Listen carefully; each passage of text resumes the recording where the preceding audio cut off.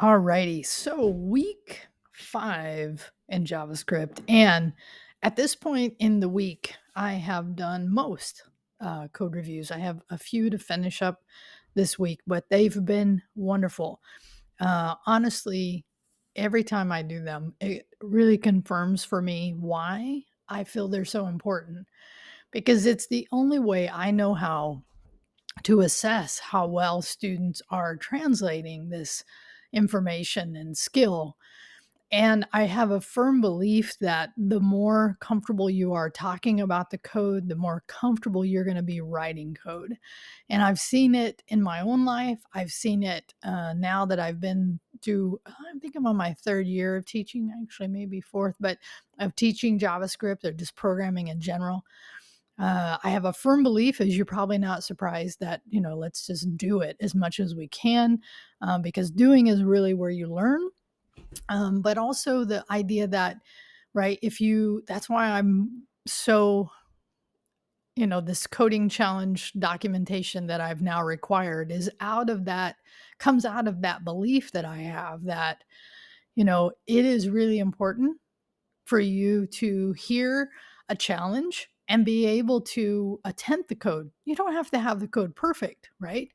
But now, having said that, this week I noticed, because this week we move on to section 8 and we take what we've learned last week with how to work in the browser, how to create DOM elements, how to attach them into the actual output DOM that's in the browser. But understanding that document create element, vitally important, understanding how to do form. And I've shown you some basic form validation. We're going to continue that this week. But coming back to these challenges, I noticed, because I do most all the videos just as a reminder so I can think about how we can best implement this as far as using it and giving you these experiences. So, the thing about the coding challenge I want to say this week is that it can be a little tedious to first write your code and then come back and write Andrew's code, because we're at the place in the semester that we're writing more and more code. So here's a technique that you're welcome to use. And this is what I found I was doing was I would code my attempt to the challenge. I would do a git add, a git commit, and then I would go back and then I would note, right, Andrew's solution, and then I would change if it was an option. If like I just missed minor things, then I would change the things that I missed in my code to reflect his solution. So rather than to recode his whole solution, I just updated it and then I did another commit. So feel free to do that if you find during this week that happens, that where you find it's just a bit tedious to do that. Okay, so this actually was kind of where I already jumped into the topics, because what I do is as I go through the weeks, and I started with the coding challenge. So let me come back around and talk about this, is because one of the things I want to say, because I heard and I've already seen a couple of people, as I said in week 4, if you want to change the topic of your code, your learn together code, do that, right? Remember that whatever you code and learn together needs to be different than what you do in your dev projects. But let me put a little more detail here, is if you do change your topic for the learn together or the code or the dev work, you do need to meet the minimum requirements of the dev 0, right? Because I want to see, and that's why in some ways, just make sure you go back and review what those requirements were, right? You have to have at least 2 functions. You need, like if I had to summarize them, right?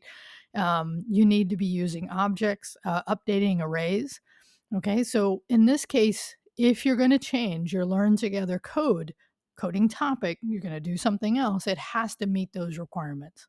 And I feel bad I didn't say that. I guess I assumed that, and that's never good when you assume that. So if you're going to change it, make sure you go back and review it. It meets the standard set, or the minimum viable coding standards for dev 0, and the same is true for your dev code. If you're going to change that, then you're going to want to start with having your code base before you start working on the Dev1 requirements to have that minimum in there. And if you're in question, come talk to me about that. Okay. So that's what I would say. If you want to chat more about that, come do that or ask out on Discord or whatever works. And I know that this kind of takes a little bit to get used to as far as the code reviews, because some of you are asking to come see me during this week, and this week is actually week 4 when I'm recording this. And everyone that's asked me, I figured out a time outside of my office hours, because as you've seen, during the week before the dev are due and the week after, my office hours are pretty much booked. But I will work with any student to do my best to be available, because honestly, this is my job and I enjoy it. Okay. Okay, so I've talked about the coding challenges. I've talked about this. The thing you get introduced to this week is a concept that is just such a an important thing, and you will see it all over the web, and it's a way to format data, and we're going to see it as far as saving to local storage and pulling what's in local storage back into our program, updating so that we can then render the DOM through the data that's in there. And here's what I would say is spend just a little time understanding this, right? Is the idea. And how do you do that? Well, MDN is a great website for first understanding stringify. What we're doing here is the key value pairs on all the keys. We're just in where we don't, when we write objects, put quotes on everything, right? Anything that is a key has got a quote. If it's a numeric value, then it stays there. But if it's a string, as far as the property, the key value of property, then it is in string. And then in order for us to use it as a regular object in JavaScript, we have to do just the opposite. So we're always converting it from one format into the other. But this idea of understanding JSON is just something that you're going to see again and again and again, because like if I am calling an API, which we do a little bit later in the course, oftentimes the data that flows back to me is going to be in a JSON format. And knowing how to do some basic functionalities we're learning here is great. Just tell you it's not the last time you're going to see JSON. Okay. So just FYI, the more you do JavaScript, the more you do web development, the more you see JSON. It's just a standard way of exchanging data across platforms, software. It used to be that we had other ways to do this, but JSON is kind of, and there's actually some emerging new ways as well, but JSON's pretty much the standard for most products for exchanging. Okay, so the other thing is this kind of leads into understanding this week you're going to use local storage. You're going to get gather the user data via a form, and then you're going to save that data into local storage. Now, let me say this is that local storage is not great. Okay, it's just not great. But given that you don't have to install anything else, it is at least simulating the idea of saving to some kind of server that you will definitely, as you move forward in this field, experience. So on a real world app, developers will use local storage for caching things and having it in that local storage because it's so fast. It's in the local system. But real world apps would use servers, cloud functions. And when I say cloud functions, actually is a very specific thing, but cloud functionality to accomplish saving user data, right? So just know that the way we're using local storage is really just to help us understand the idea of making data, making our input, our gathering of that user input persistent. Because before this section that you're coming into, it was not persistent, right? It was not being saved anywhere. Every time you would reload, you would do that. You would lose it. So having said that, I just want to show you, right? Because I've actually brought up, this is where we ended week 4, right? and I'm just into the dev tools. Now in week 4, we weren't using local storage, right? But I just want you to know where we've been hanging out, and this is a duplicate because I believe I say this in one of the Monday or maybe Thursday, is that when you're here at sources doing your breakpoints, right? You go over to applications, you click into here, and then you can see once you write code that saves into local storage where that's located. And if I remember right, as I was watching Andrew do it, I think he might be using Firefox. And I had talked to one of the students here. I frankly don't care which browser you use because Firefox, even Edge from Microsoft, has some of these built in tools. As long as you can walk through code, I have just found for me that Chrome has done such a great job because they've really dedicated a lot of resources to making this very good product.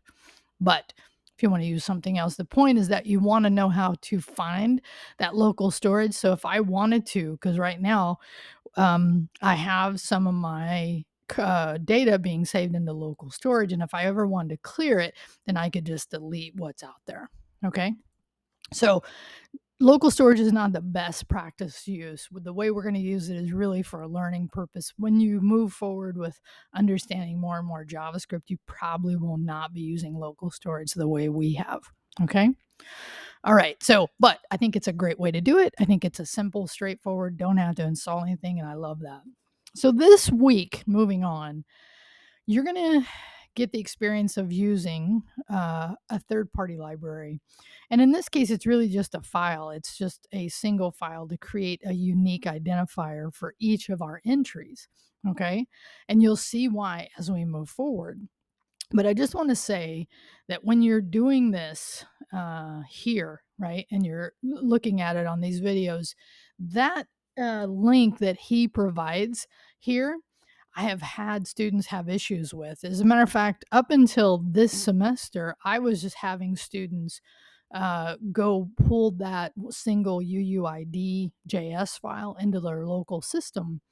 But I found as I was looking, and this is really good to know too, is that there are great resources, questions here. So all I searched for was UUID to find that there was a current discussion here for how to. I think it was here. Was it this one UUID?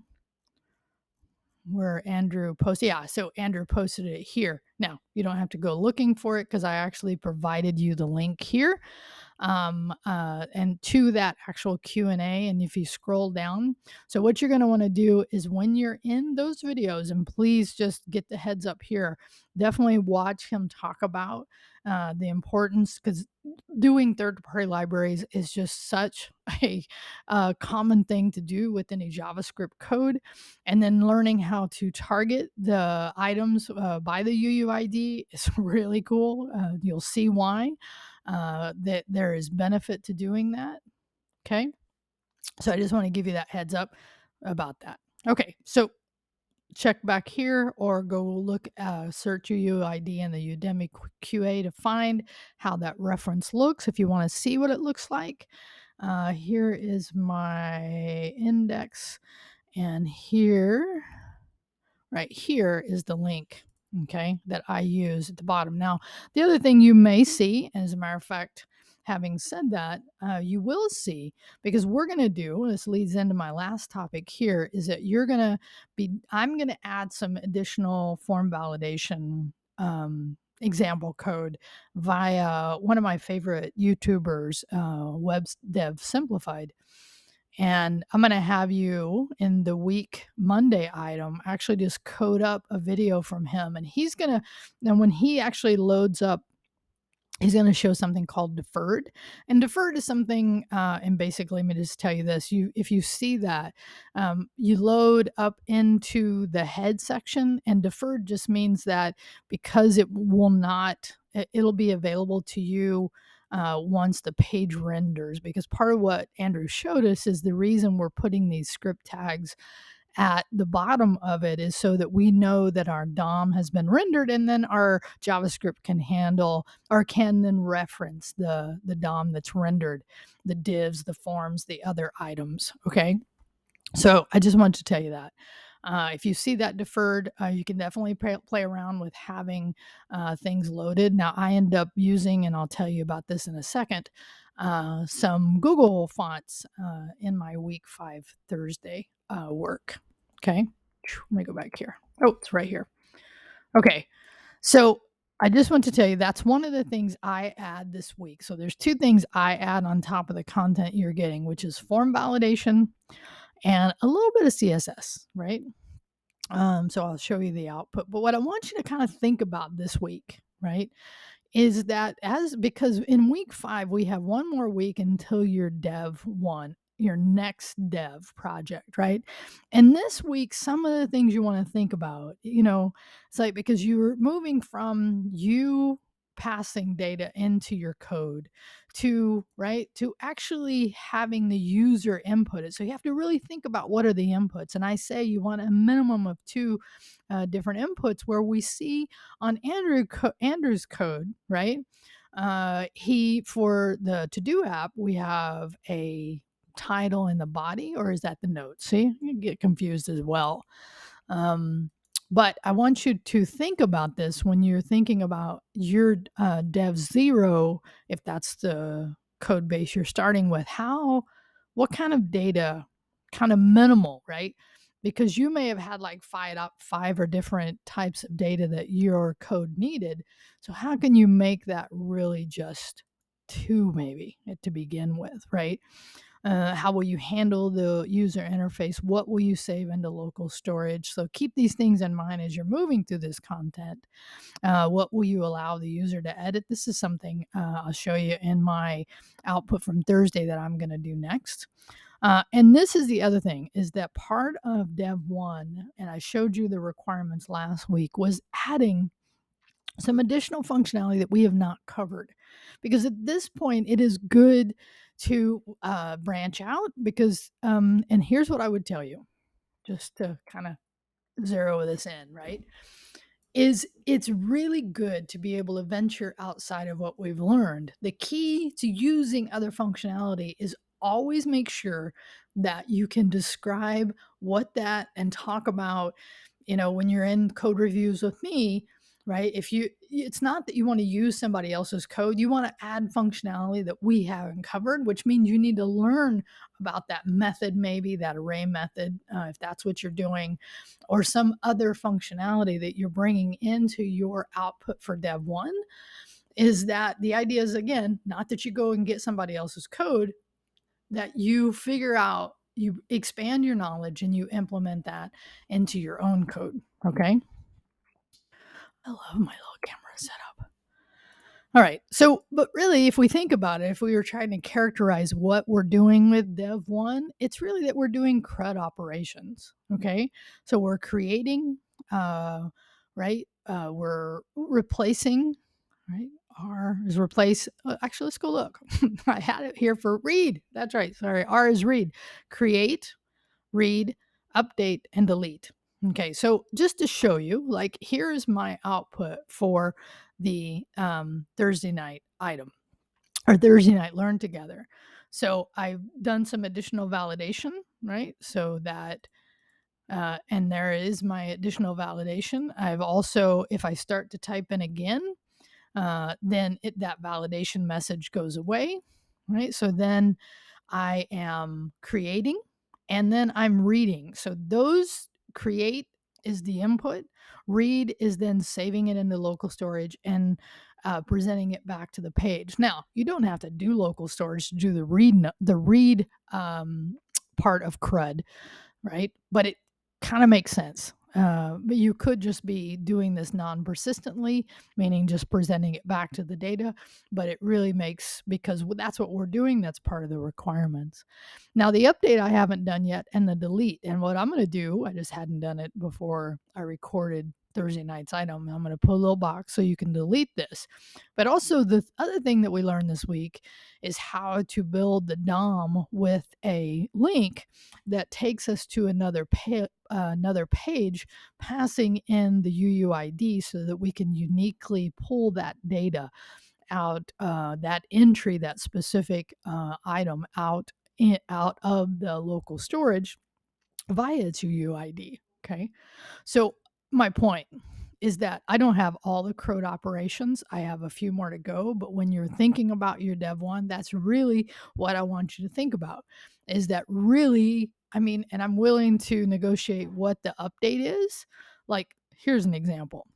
On my update, what I thought I could do here is actually put, did I, some kind of indicator that if I'd completed all my tasks that the code said I should do. So maybe instead of each individual item, I might just complete, did I complete them or not? And meaning all of them, not necessarily each individual, although I could do that as well. And that would be an update that I would do after I've created and read the data. Okay.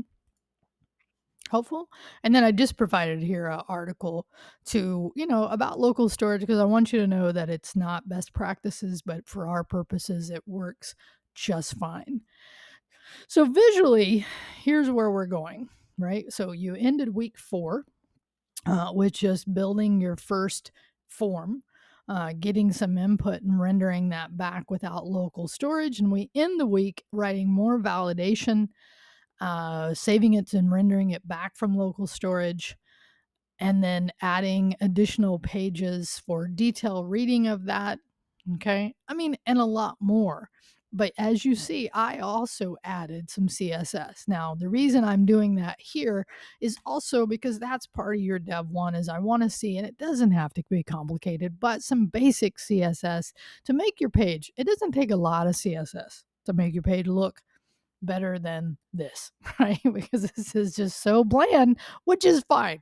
It's fine to be bland at the beginning, but we have more skills. Now, I will tell you this as well.